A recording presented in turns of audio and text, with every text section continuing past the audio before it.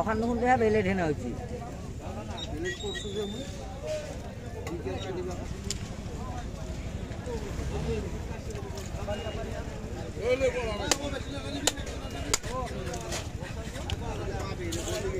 বালাডিং হয়ে বলে বললো চাইলে লাস্টিং বেশি আছে খবর দাও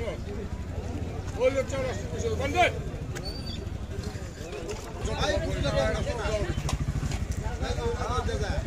আল্লাহ আল্লাহ বড় ভাই আল্লাহ